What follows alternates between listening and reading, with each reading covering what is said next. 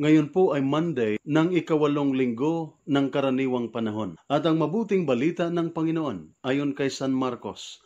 Papuri sa iyo, Panginoon.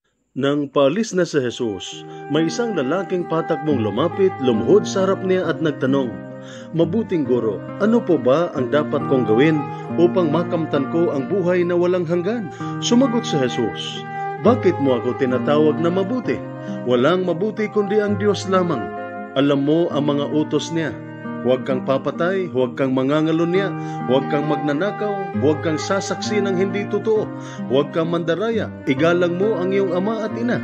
"Guro," sabi ng lalaki, "ang lahat ng iyan ay tinutupad ko na po mula pa sa aking pagkabata." Magilaw siyang tiningnan ni Jesus at sinabi sa kanya, "Isang bagay pa ang kulang sa iyo. Ipagbili mo ang iyong mga ari-arian at ipamigay sa mga dukha ang pinagbilhan at magkakaroon ka ng kayamanan sa langit. Pagkatapos, bumalik ka at sumunod sa akin." Nang marinig ito ng lalaki, siya'y nanlumo at malungkot na umalis sapagkat siya'y napakayaman. Pinagmasdan ni Jesus ang mga nasa paligid niya at sinabi sa mga alagad, "Napakahirap para sa mayayaman ang mapabilang sa mga pinaghaharian ng Diyos." Nagtaka ang mga alagad sa pananalitang ito.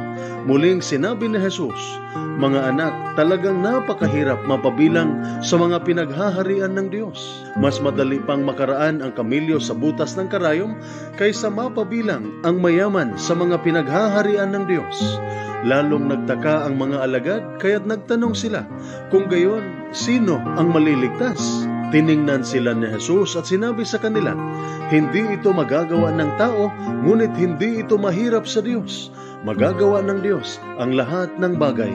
Ang mabuting balita ng ating Panginoon. Pinupuri ka namin, Panginoong Hesukristo. Bakit po natin kailangang mag-ingat sa kayamanan ng mundo? Sa mabuting balita, sinabi ng Panginoong Jesus, napakahirap ng isang mayaman na makapasok sa kaharian ng langit. Ngunit dito, hindi po hinahatulan ng ating Panginoong Jesus ang kayamanan ng mundo at ang mga mayayaman.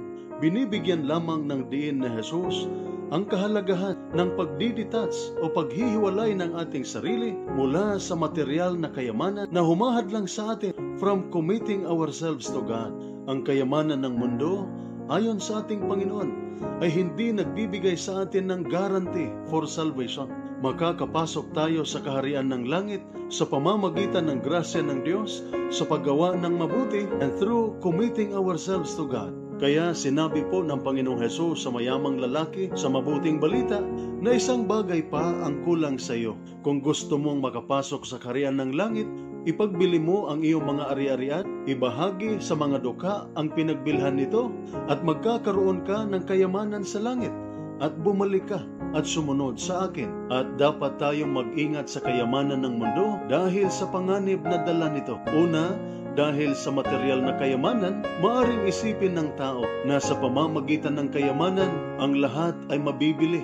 Ang lahat ay may presyo, na maaring isipin ng tao na ang lahat ay mabibili ng pera, at maaring iisipin niyang hindi na niya kakailanganin pa ang Diyos dahil makukuha naman niya ang lahat ng bagay kahit wala ang Diyos. Kaya maaring hindi na siya magdedepende o magre-rely sa Diyos, at hindi na siya magtitiwala at umaasa pa sa Diyos. Magtitiwala na siya kung ano ang magagawa at mabibili ng pera. Ngunit remember na kahit ang US dollar bills ay mayroong mahalagang paalala, in God we trust. Pangalawa, dahil sa kayamanan, maaring ang focus ng isip at lakas ng tao ay nakatuon na lamang sa paglilikom ng pera at pagpapayaman. Maaring malilimutan na niya ang mga spiritual and heavenly things. Ang kanyang pagsisikap ay hindi na para sa buhay na walang hanggan, kundi para na lamang sa kanyang material sustenance and material advancement. Dahil mayroon nga pong kasabihan, wealth is like a salty water. The more we drink it, the thirstier we become. Na ang kayamanan ay parang maalat na tubig. Habang tayo'y umiinom, mas lalo tayong nauuhaw. Na ang kayamanan ng mundo cannot totally and completely satisfy us. Halimbawa, noong una, nangangarap lamang tayo ng libo-libo. Ngunit kung mayroon na tayong libo-libong pera, mangangarap na naman tayo ng milyon hanggang maubusan na lamang tayo ng panahon, isip at lakas sa pagpaparami ng ating kayamanan at wala na tayong panahon para sa Diyos at para sa ating kapwa. Kaya hinamon tayo ng Panginoon na huwag magpaalipin sa kayamanan ng mundo. At ang higit nating pagsisikapan at pagtutuunan ng pansin ay ang langit, ang totoong kayamanan. Totoo nga ang sinasabi ni Billy Graham, when wealth is lost, nothing is lost. When health is lost, something is lost. But when character is lost, all is lost. Ito po ang salita ng Diyos, ang ating gabay. Let us pray. Lord God, Almighty Father, Creator of mankind and author of peace, those who take refuge in you will be glad and forever will shout for joy. Protect our soldiers as they discharge their duties. Protect them with the shield of your strength and keep them safe from all evil and harm. Grant them courage and hope. May they ever experience your firm support, gentle love, and compassionate healing. Be their constant companion and the refuge in every adversity.